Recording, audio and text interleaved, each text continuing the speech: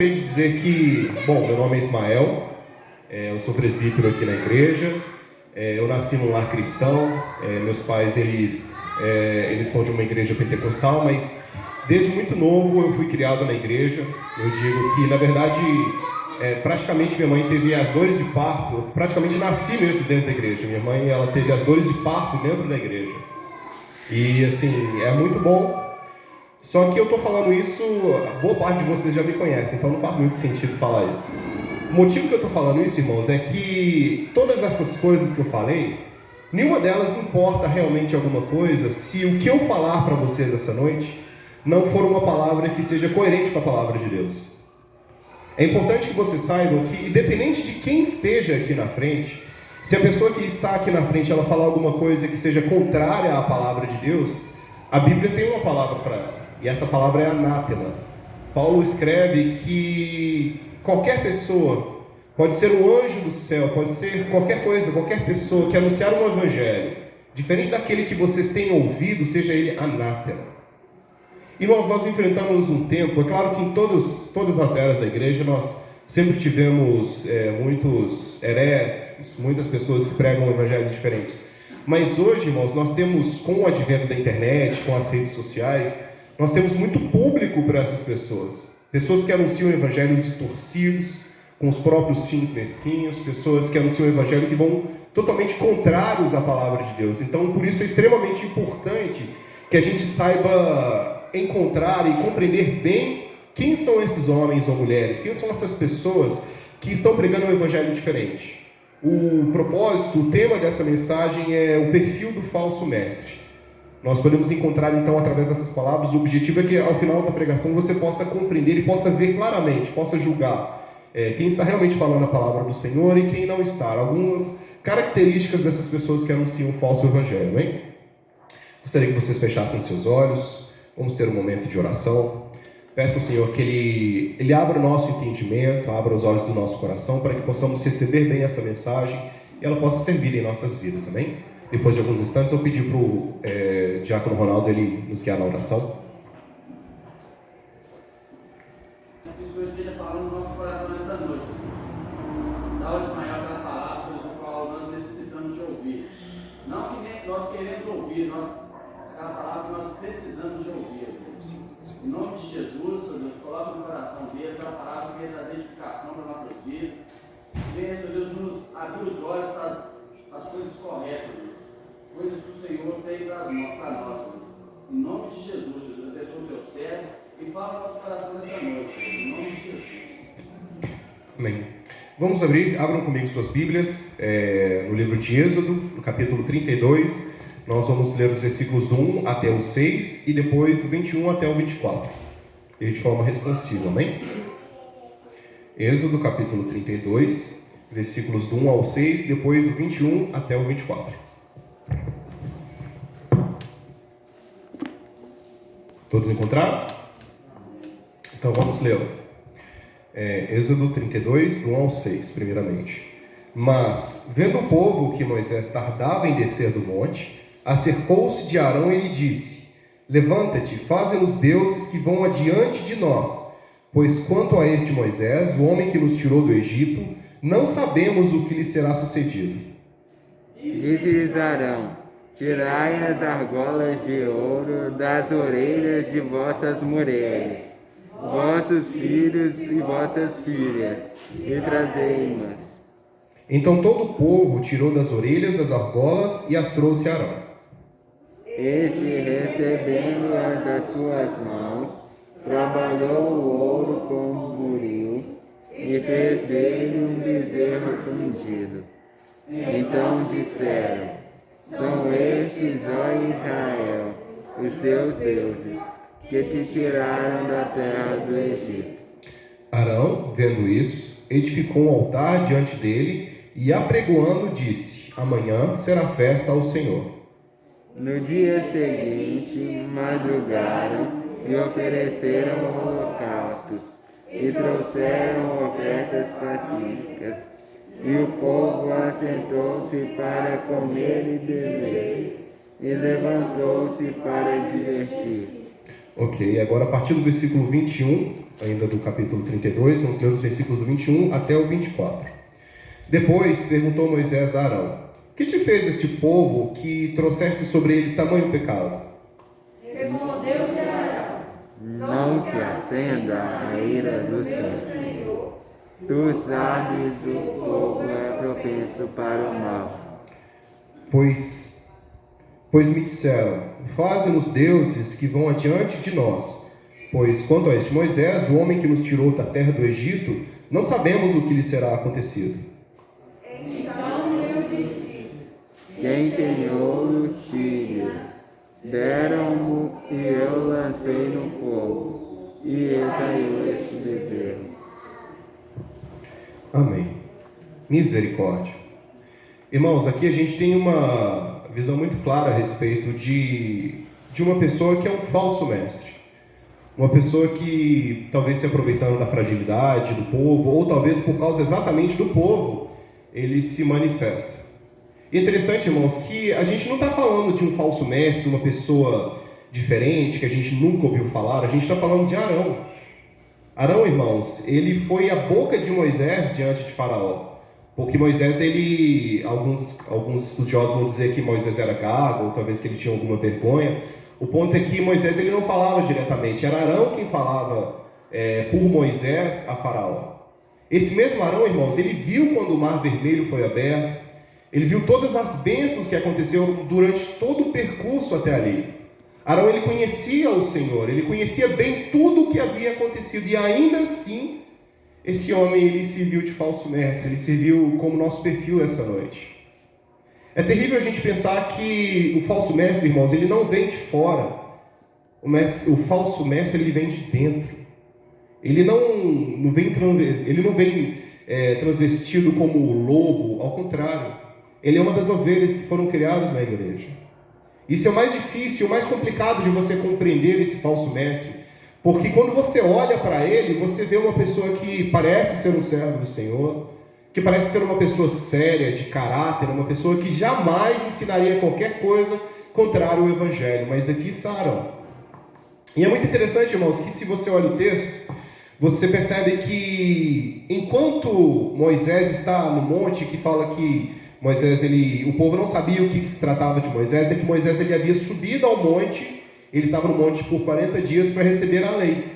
Então Moisés ele está falando com Deus, para receber instruções de Deus para o povo. E por outro lado está Arão, recebendo instruções do povo para criar um novo Deus.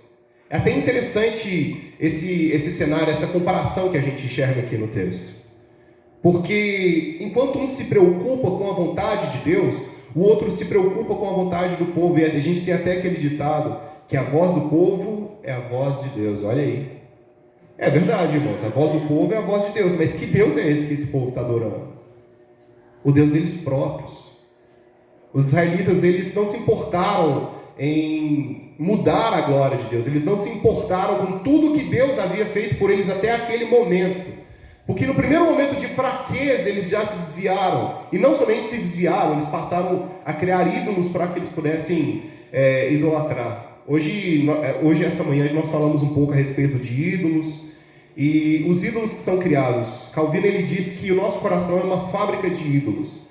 E nós podemos ter ídolos também, irmãos. Nós podemos ter ídolos, seja o nosso orgulho, seja o nosso trabalho, seja a nossa família.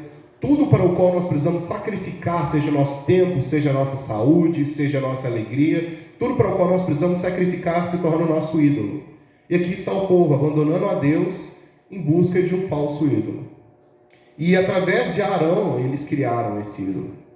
O primeiro ponto, irmãos, que nós podemos tirar então dessa mensagem é que o falso mestre ele não vem de fora. O falso mestre ele não vai de repente aparecer como se nunca tivesse sido visto. Ele vem de dentro. Ele é de casa, é aquela pessoa que você conhece. Não é alguém externo. Eu gostaria que abram comigo Atos capítulo 20. Vamos ler dos versículos 29 a 30.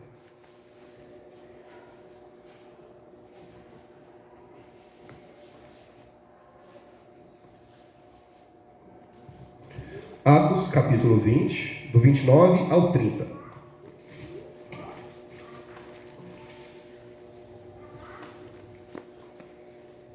Vamos todos ler?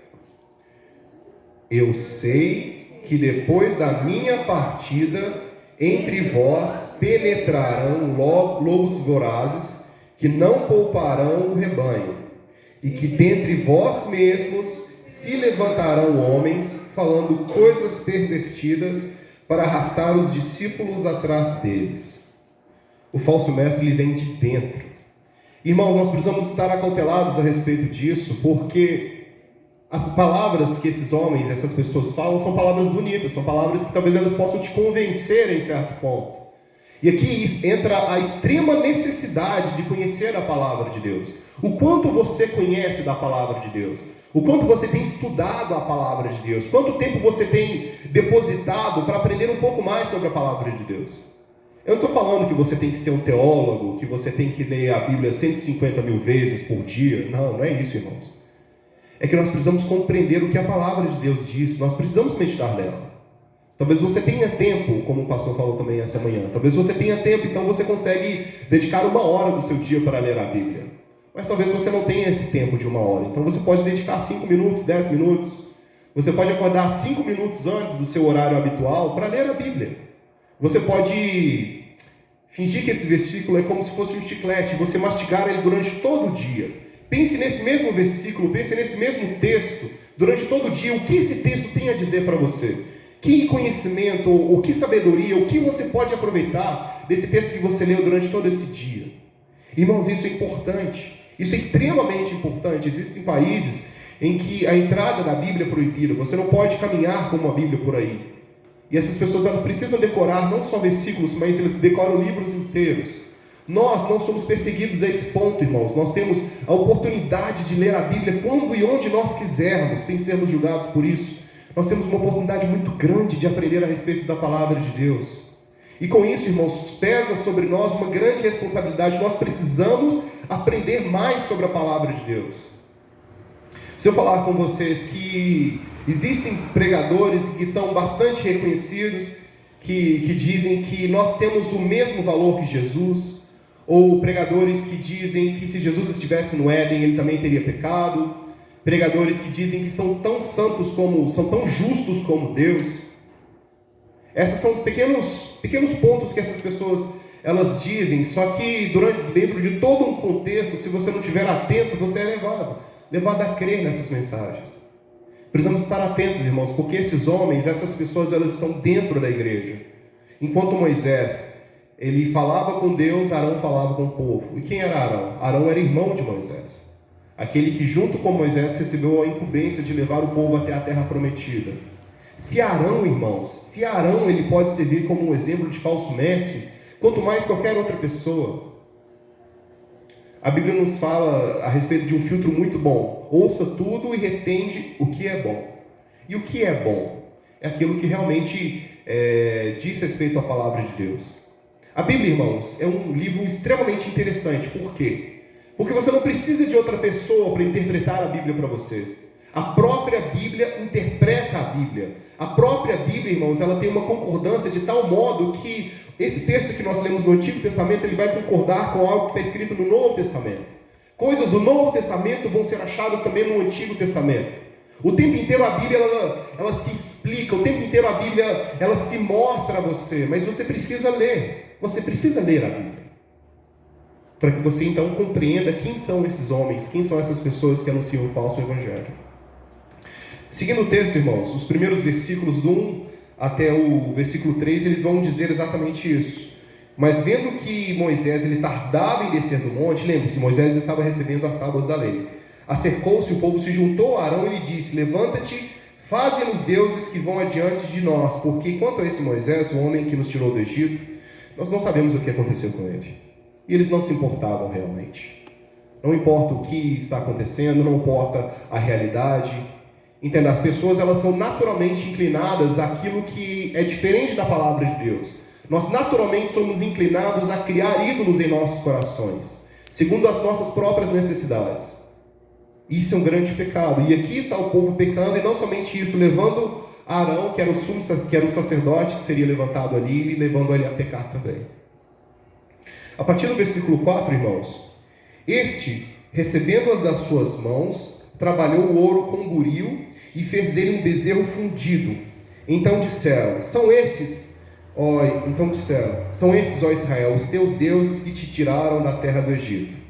O primeiro elemento que nós vimos é que o falso mestre, ele não vem de fora, ele está dentro da igreja, ele vem de dentro da igreja. É uma pessoa que talvez cresceu dentro da igreja, ouviu a palavra, é uma pessoa que talvez tenha algum cargo eclesiástico, uma pessoa de alguma importância, e mesmo assim, essa pessoa é um falso mestre. Nós precisamos estar acautelados com eles. O segundo elemento, irmãos, é que, para que a gente possa compreender quem é esse falso mestre, é que ele é o agente geral de todas as coisas. Ele é o centro de todas as ações da igreja. Desconfie, irmãos, desconfie muito quando você encontra ministérios que começam ministério fulano de tal, igreja ministério fulano de tal. Ou se apenas uma pessoa, talvez o pastor ou alguém responsável, somente ele pode cantar, somente ele pode pregar, ele é quem julga o que é certo, o que é errado. Tudo que as pessoas têm dúvida, as pessoas recorrem apenas a essa pessoa. Se ele é o centro de tudo o que acontece na igreja, irmãos, nós temos alguma coisa muito errada aí. Irmãos, a Bíblia, de Gênesis ao Apocalipse, ela tem basicamente, ou o principal dos elementos, falam a respeito de Jesus. A Bíblia é centrada na pessoa de Jesus, na obra de Jesus, no objeto Jesus. Jesus é a parte principal, é o ponto áureo da Bíblia. Mas se em alguma igreja qualquer, uma pessoa qualquer ali é o centro da igreja, então tem alguma coisa muito errada. Lembre-se, irmãos, alguns capítulos à frente, nós vamos chegar no ponto em que Deus ele ordena a Moisés a construção da arca. Alguém se lembra de como que funciona? Como que a arca ela vai ser construída? São muitos elementos. É muita coisa. Olha, são tantas cortinas, vocês vão precisar de tanto de tábua, vocês vão precisar de estofo azul, vocês vão precisar de ouro, vocês vão precisar disso, vão precisar daquilo. São muitas coisas que precisam ser levantadas. E não apenas isso, Deus ele separa alguns homens, ele dá sabedoria a alguns homens, para que eles possam trabalhar nesses materiais. Ou seja, no final das contas, irmãos, se você for pensar, Moisés ele foi aquele que recebeu o projeto, mas Moisés não é o homem que coloca o projeto em ação. Moisés é como se fosse o arquiteto. Ele recebeu o projeto, ele tem o desenho, ele tem tudo aquilo, mas ele não é o pedreiro. Quem vai fazer a obra realmente são aqueles homens. Na sua casa, a não sei que você seja um arquiteto e você mesmo não queira pagar algum pedreiro, mas provavelmente a sua casa não foi construída do chão até onde ela está por você mesmo. Você pagou para alguma pessoa que construiu, colocou tijolo por tijolo, levantou ela na forma como você quer hoje. Foram várias pessoas que fizeram várias coisas até chegar no formato atual. Assim era o modelo que Deus tinha para a Arca da Aliança. Só que aqui, irmãos, nós vemos um ponto um pouco diferente. Porque Arão ele recebe, olha, este recebendo das suas mãos, trabalhou com buril e fez dele um bezerro fundido. Então disseram, são estes, ó Israel, os teus deuses que tiraram da terra do Egito. Arão, ele ordenou ao povo que juntasse o ouro, Arão pegou o ouro e todos os materiais que as pessoas trouxeram até ele, e é Arão, irmãos, quem prepara e quem faz o trabalho manual de criar esses ídolos. Arão é o centro de tudo que está acontecendo aqui. Arão está no centro de todas as coisas. Moisés subiu para receber a lei do Senhor e Arão agora estava responsável pelo povo temporariamente. E o que Arão faz? Ele constrói um ídolo para as pessoas. Vamos abrir agora nossas Bíblias, irmãos, em Atos também, capítulo 8, do 17 até o 20.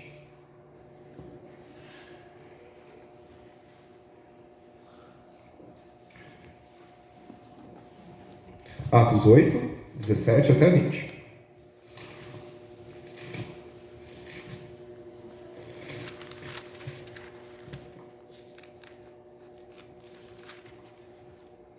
Todos encontraram? Vamos ler de forma responsiva?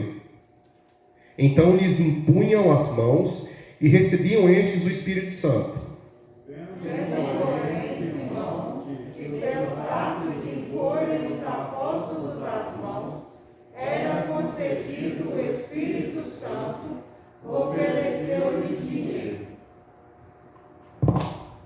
Propondo, concedei-me também a mim este poder, para que aquele sobre quem eu impuser as mãos receba o Espírito Santo. Ele, porém, lhe respondeu: O teu dinheiro seja contigo para a perdição, pois julgaste adquirir por meio dele o dom de Deus. Aqui, irmãos, nós temos mais um exemplo de falso mestre. Mas olha que coisa interessante. Nós estamos aqui na cidade de Samaria. Filipe já havia descido e pregado o evangelho. As pessoas estavam se convertendo. E ali havia um mago, irmãos, que acabou sendo... Olha a diferença. Ele não foi convertido, ele foi convencido do evangelho. As palavras do evangelho fizeram sentido para ele. Então ele gostou do evangelho e começou a seguir, começou a andar atrás de Filipe para ver o que ele fazia.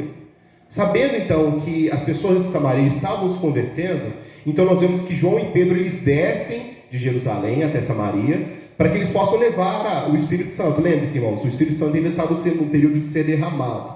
Assim como aconteceu em Atos 2, quando o Espírito Santo desceu como línguas de fogo e as pessoas foram cheias, aqui novamente vai acontecer isso, só que agora com os samaritanos. Existe um significado mais simbólico, mas vamos nos ater a esse elemento. João e Pedro eles descem a Samaria e eles começam a orar pelas pessoas, pelos samaritanos, e o Espírito Santo começa a ser derramado sobre eles. Só que esse homem que havia sido convencido do evangelho e que nunca foi convertido verdadeiramente, ele percebe isso e ele quer o poder, irmãos. Ele não quer que as pessoas sejam cheias do Espírito Santo. Ele não quer ser cheio do Espírito Santo. Ele não se importa com isso. Ele quer o poder que aquilo traz a ele. Ele quer a visibilidade que aquele poder traz a ele. Imagine, irmãos, que poder incrível. Você toca em uma pessoa e essa pessoa instantaneamente ela é cheia do Espírito Santo. Ela fala em línguas diferentes. Ela é transformada. Imagina que coisa incrível que devia ser essa capacidade que os apóstolos tinham. E esse homem, irmãos, ele vê aquilo e fala, não, eu quero isso para mim. Eu quero esse poder para mim. Eu também quero conseguir fazer isso. E ele chega até os discípulos e fala, olha, eu te dou um dinheiro. Engraçado que a gente pensa automaticamente como se fosse o Brasil, né? No Brasil, eu enxergo muito claramente isso aqui acontecendo no Brasil. Você tem uma coisa muito boa e chega alguém que quer fazer igual e já te oferece um dinheiro, alguma coisa por trás. Não, eu te dou um dinheiro aqui, isso tem nada a ver, não tem problema não. Tudo certo, não, ninguém está vendo, ninguém vai saber a respeito disso. O coração, irmãos, do falso mestre, olha no que ele está vidrado. Ele não se importa com as pessoas. Ele não se importa com a obra de Deus. Chega um ponto, irmãos, que a gente se pergunta, algumas vezes eu me pergunto, será que esses caras, eles acreditam realmente em Deus? Algumas coisas que a gente vê, irmãos, são tão terríveis a respeito de pessoas que pregam o evangelho errado, são tão terríveis que eu não acredito que essa pessoa acredita em Deus. Eu não acredito que ele tem coragem de falar esse tipo de coisa, acreditando verdadeiramente em Deus, acreditando que existe um céu e existe um inferno, sabendo que a Bíblia é real e que aquilo que a Bíblia fala a respeito desses homens que pregam o evangelho falso é real, eles não acreditam. Assim, ele também não acredita. Eu não consigo imaginar que esse homem acreditava verdadeiramente nas palavras que ele ouvia. E ele oferece um dinheiro para que ele possa receber esse poder. João e Pedro, ele automaticamente olha, não, pode ficar com esse dinheiro para você. E converta-se, toma vergonha na sua cara. Esse poder ele não pode ser comprado com dinheiro. Isso aqui é muito mais valioso do que dinheiro. E o que nós estamos fazendo aqui não é só uma demonstração de poder. Aqui não é um truque de mágica. Esse homem, a Bíblia fala que ofereceu dinheiro, ele era um grande mago, ele era bastante reconhecido na cidade. Só que agora o poder dele é desfeito, ele não tem a capacidade mais de enganar as pessoas, ele quer um novo poder. Aqui está o falso mestre, irmãos. Ele é o centro de todas as coisas. Ele não quer que as pessoas vão a Deus, ele quer que as pessoas vão até ele. Ele não se importa se as pessoas são transformadas pelo Espírito Santo. Ele não se importa se as pessoas são cheias do Espírito Santo. Ele não se importa com nada além de si mesmo. Ele só se importa com poder e mais poder. Irmãos, vocês conseguem imaginar, não precisa nem falar nada, mas você consegue imaginar alguém dessa forma hoje? Será que você já foi em alguma igreja ou em algum lugar que haviam pessoas assim? Irmãos, eu peço que você esteja atento que existem algumas igrejas que elas são pequenas e tão pequenas a ponto de que talvez eles não tenham um grupo de louvor, talvez eles não tenham muita coisa, talvez não tenham muita estrutura. Aqui nós somos uma igreja pequena, mas nós temos uma equipe de louvor, nós temos irmãos em cada ministério, em cada área, nós temos algumas pessoas que trabalham. Só que talvez em alguma igreja muito pequena, que foi recém-aberta, talvez eles não tenham. E às vezes uma pessoa é responsável por muitas coisas. Mas existe uma diferença, irmãos, entre a necessidade por pessoas, que nós não temos uma quantidade de pessoas, nós não temos pessoas para fazer as funções. A diferença disso para eu vou centralizar tudo em mim. O falso mestre, irmãos, ele é centralizador. Tudo que vai acontecer tem que passar por ele. Se não passar por ele, então tem alguma coisa errada. Você já viu aquela... Eu vim de uma igreja pentecostal, então eu já tenho uma certa experiência, eu já vi muito isso. Aquela questão de você estar sob a minha... Você está debaixo da minha autoridade. Então você precisa me obedecer porque você está debaixo da minha autoridade. Se você não me obedecer exatamente naquilo que eu estou falando para você, você está em pecado, você está amaldiçoado. Irmãos, a palavra fala que não há maldição para aqueles que estão em Cristo Jesus. Não existe feitiçaria, não existe nada contra os eleitos de Deus. Nós cremos no nosso Deus dessa forma. A autoridade verdadeira que nós temos sobre a nossa vida, irmãos, é o nosso Senhor, é o nosso Deus. Então estejam atentos, irmãos, quando você ver alguém que busca centralizar o Evangelho, busca centralizar a busca a Deus em si mesmo, tudo tem que acontecer de acordo com o que eu disser. Então tem alguma coisa muito errada aí. Tem alguma coisa muito errada acontecendo nessa igreja, tem alguma coisa muito errada acontecendo neste lugar, porque não funciona desse jeito. Irmãos, a igreja ela foi feita não para estar centrada nos homens, não para estar centrada nos apóstolos. Os apóstolos, eles foram homens abençoados, cheios de Deus, mas quando Jesus ele fala para Pedro, olha Pedro, tu és Pedro, mas sobre essa rocha eu construirei a minha igreja. Existe uma forma de pensar diferente a respeito disso, que as pessoas acreditam que a igreja foi construída e que Pedro era o pilar principal. Não. Existe um jogo de palavras em grego ali, entre Petros e Petra. Olha Pedro, você é uma pedrinha, mas sobre essa pedra, Jesus então diz sobre si mesmo, sobre essa rocha, a minha igreja está edificada. A igreja está edificada sobre Cristo. O fundamento principal da igreja é Cristo. O ponto focal da igreja, a nossa força, o único nome através do qual nós temos a salvação é Cristo.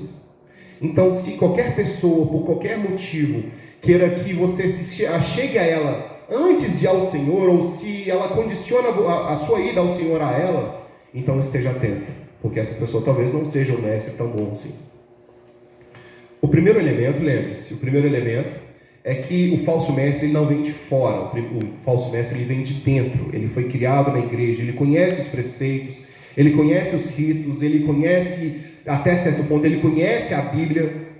É por isso que é importante que você saiba um pouco a respeito da Bíblia, porque talvez mostrando alguns versículos isolados, ele vai te convencer.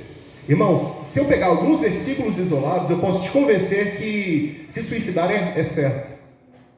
Se eu pegar alguns versículos isolados e que não fazem nenhum sentido, eu posso te dizer que quando você casa, você tem que morar na casa de sua sogra, que esse é o certo. Se eu pegar alguns versículos isolados, eu posso te mostrar o que você quiser. Só que versículos isolados não compõem uma doutrina. O que compõe uma doutrina? A Bíblia. Imagine então, você lê um texto na Bíblia, esse texto ele vai ser explicado em vários outros textos. Se não acontecer dessa forma, então esse texto, essa interpretação que você tem, talvez não seja correta. Então você precisa estudar um pouco mais. Essa é a forma correta de compreender a Bíblia. Então o falso mestre, ele tem um certo conhecimento a respeito da Bíblia, ele vem de dentro da igreja. O segundo elemento, irmãos, é que o falso mestre, ele é centralizador. Todas as coisas têm que acontecer por causa dele, através dele. Ele tem que estar no meio, ele tem que ser o líder, ele tem que direcionar. Você tem que pedir bênção para ele para fazer qualquer coisa. E o último elemento, irmãos, a partir do versículo 21, e aqui, irmãos, chega a ser cômico se não fosse tão trágico. É engraçado se não fosse tão terrível. A partir do versículo 21, depois perguntou Moisés a Arão. O que aconteceu é que, depois de tudo isso, o ídolo foi criado, as pessoas sacrificaram ao ídolo, as pessoas adoraram ao ídolo. Só que então Moisés ele desce do monte, porque Moisés não ia ficar no monte para sempre, ele ficou 40 dias no monte e desce. Moisés ele desce com as tábuas da lei. E juntamente com Josué eles começam a escutar um barulho, um som diferente que está vindo da congregação, do arraial do povo onde estava Israel. E Josué fala, olha, o que está acontecendo? Será que está acontecendo alguma luta? O que será que está acontecendo lá? Só que Moisés fala, olha, isso não é som nem de vitoriosos nem de derrotados. Isso não é isso que está acontecendo não. Vamos lá ver o que está acontecendo. E quando Moisés chega, ele vê o ídolo criado, o bezerro de ouro criado. E o povo se prostrando àquele bezerro de ouro, adorando ao bezerro de ouro. E agora é a hora da responsabilidade. É agora que nós vamos ver o verdadeiro e o falso mestre sendo colocados em ação. Olha a resposta. Moisés ele chega a Arão e pergunta: olha, Arão, o que o povo fez com você? O que aconteceu para que você fizesse isso? O que te levou a cometer tamanho pecado? E aqui, irmãos, eu acho que essa é a característica mais marcante do falso mestre. Olha as respostas de Arão. Primeiro, versículo 22. Respondeu Arão: não se acenda a ira do meu senhor. Tu sabes que o povo é propenso para o mal. Olha que bacana. Não, Moisés, não, pera aí, calma, tranquilo? A culpa não é minha, não. A culpa é desse povo aí, só. Esse povo aí que é mau, esse povo é do diabo. Eu vou te falar que eu tentei resistir aqui, só que esse povo é difícil demais. Só que ele não para por isso, não. Ó, versículo 23. Pois me disseram: faz-nos deuses que vão adiante de nós, pois quanto a esse Moisés, o homem que nos tirou da terra do Egito, não sabemos o que lhe terá acontecido. Ou seja, não, primeiramente a culpa é do povo. Eu não tenho nada a ver com isso aí, não. Já viu aquele eu não sabia de nada? Eu não estou sabendo disso aí, não. A culpa não é minha, não. A culpa é do povo. Só que ele não coloca só a culpa no povo, não. A culpa não é só do povo, não. Mas a culpa é sua também, Moisés. Porque você sumiu aí, ó. Você sumiu 40 dias. Não é assim que as coisas, não. Hein? Eu estou sozinho com esse povo. E eles começaram a reclamar: você sumiu, você não estava aí. Se você estivesse aí, talvez as coisas não tivessem acontecido assim. Mas você sumiu, então a culpa também é sua. E ele termina: então eu lhe disse. Então disse ao povo, Arão dizendo: quem tem ouro, tirem. Deram-no e eu lancei no fogo e saiu esse bezerro. Irmãos, Arão ele mandou o povo juntar o ouro. Arão preparou todas as coisas. Arão esculpiu o bezerro de ouro. Ele fez tudo e falou: olha, amanhã nós vamos nos juntar para adorar esse bezerro. Ou seja, Arão preparou o culto, ele recebeu ofertas, preparou a adoração, construiu o ídolo, preparou o culto e ainda recebeu sacrifícios para aquele ídolo. Ele fez tudo. Só que agora o que ele diz? Não, eles me deram esse ouro aí, ó, eu joguei no fogo e saiu um bicho estranho aí. Foi miraculoso, foi um negócio diferente, cara. Eu só joguei o ouro lá dentro do forno e saiu esse bicho aí. É coisa misteriosa, isso é mistério. Irmãos, o falso ídolo, ele nunca vai aceitar que está errado. Nunca vai aceitar que a visão dele está incorreta. Você nunca, jamais, em nenhuma situação, você vai conseguir provar que essa pessoa está errada. Porque ele vai criar argumentos em cima de argumentos e no final das contas você estará errado. É aquela ideia do poste mijando no cachorro. É basicamente isso, irmãos. Tentar provar que um falso mestre está errado é perda de tempo. Você pode e você deve, como cristão, anunciar a verdade. A gente está em tempos, irmãos, tempos complicados, que se você fala com uma pessoa, se você diz o que é real, diz o que é verdade, você é aquele que julga. Não, mas Jesus falou que a gente não tem que julgar os outros, não, irmãos. Não é assim não. Ele tá falando isso aí, mas pelo menos ele está fazendo a obra de Deus, né? Ele está fazendo isso aí, mas pelo menos ele está ganhando almas. Não está ganhando alma não, irmãos. Ele não está fazendo a vontade de Deus, não. Ele não está pregando o evangelho, não. Ele está anunciando uma palavra totalmente desconexa. E é por causa de homens assim, é por causa de pregações assim, que nós temos pessoas que odeiam o evangelho e não aceitam chegar perto do evangelho. É por causa de pregações e evangelhos assim que as pessoas se distanciam cada vez mais. É por causa disso. E nós, irmãos, nós damos palco para essas pessoas quando nós temos essa palavra: não julgue. Jesus falou para não julgar. Não, irmãos, Jesus ele falou para julgar com a reta justiça. Nós precisamos julgar sim o que é correto e o que não é. Se nós vemos uma pessoa no erro, irmãos, apontar e chegar a essa pessoa e dizer: olha, isso que você está fazendo está errado, o certo seria esse. Você chegar a essa pessoa, isso não é incorreto, você não está julgando essa pessoa. Ao contrário, se você vê o seu irmão caindo no buraco, você não vai falar nada.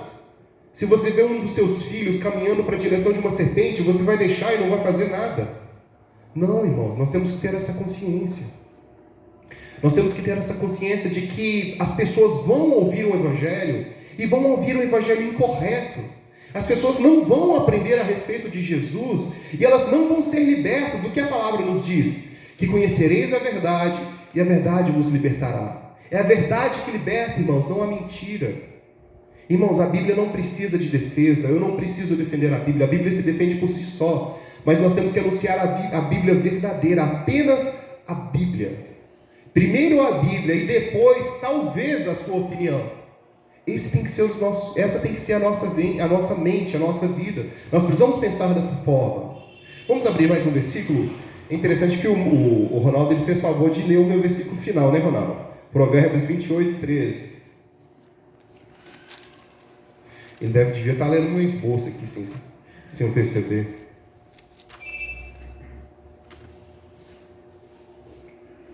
Provérbios 28, verso 13. Vamos ler todos juntos? Todos encontraram?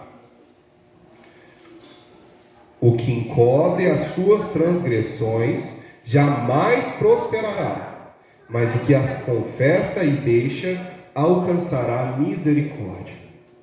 Irmãos, o falso mestre, ele não aceitará estar errado. Nunca aceitará. Então nós temos os 3 elementos, irmãos, que definem o falso mestre. Nós temos aquele homem que ele parte de dentro da igreja, ele conhece os estatutos, conhece a lei, ele conhece um pouco de Bíblia e ele nasceu dentro da igreja. É uma pessoa que é centralizadora, tudo o que vai acontecer tem que acontecer através e por causa dele. E por último, irmãos, ele nunca vai aceitar que está errado.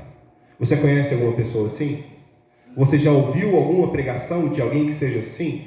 Você já esteve em alguma igreja em que a pessoa é dessa forma? Então esteja atento, irmãos. Esteja atento, porque o engano ele não vai vir muito tão claramente. Nem sempre o engano ele vai vir claro para você. Nem sempre você vai conseguir perceber de uma vez, através das palavras da pessoa, que aquilo não condiz com a palavra de Deus. Mas esses elementos, irmãos, eles vão ser constantes em todo falso mestre. Todos eles, irmãos, eles jamais serão convencidos do erro. Eles centralizarão tudo em si próprios e eles estão dentro da igreja, eles não estão fora. Estejam atentos, irmãos. E, para finalizar, eu acho que a parte mais triste a respeito disso, irmãos, é que o povo de Israel, e assim, um povo como um todo, eles tinham muita dificuldade para ouvir e obedecer a palavra de Deus. Eles não se dispunham. E a cada marcha, a cada momento, eles reclamavam e eles murmuravam de Moisés a respeito de tudo que estava acontecendo. Eles reclamavam de tudo, basicamente. Só que aqui, irmãos, o que nós vemos então quando Arão ele cria esses falsos deuses? No dia seguinte, madrugaram, ofereceram holocaustos, trouxeram ofertas pacíficas, o povo se assentou para comer e beber e se levantou para se divertir. As pessoas elas estão sempre dispostas a seguir um caminho que seja contrário à palavra de Deus. As pessoas estão sempre dispostas a afastar-se do Senhor. É por isso que nós precisamos de um evangelho verdadeiro. O evangelho verdadeiro, irmãos, ele não é complexo, ele não é difícil, ele não é agnóstico no sentido de você não precisa de um conhecimento superior, você não precisa de um Nicodemos para te explicar o evangelho. O evangelho é simples, irmãos. Jesus ele veio para salvar os pecadores. Eu sou um pecador, então eu preciso de Jesus. É isso que é o evangelho. Você entende isso? A partir do momento que você compreende que você é pecador e que você precisa ser salvo e que a salvação ela vem apenas através de Jesus, você já compreendeu a síntese, o núcleo do que é o evangelho. O evangelho é isso. Tudo que vier após isso são complementos dentro do evangelho, mas o coração do evangelho é esse: Jesus salvando pecadores. Não se deixem cair em tentações, não se deixem cair em lábias de qualquer pessoa. Mas estejam atentos para que possamos seguir apenas os verdadeiros mestres, amém? Eu gostaria de passar a oportunidade agora para a Vera. A Vera vai trazer algumas palavras.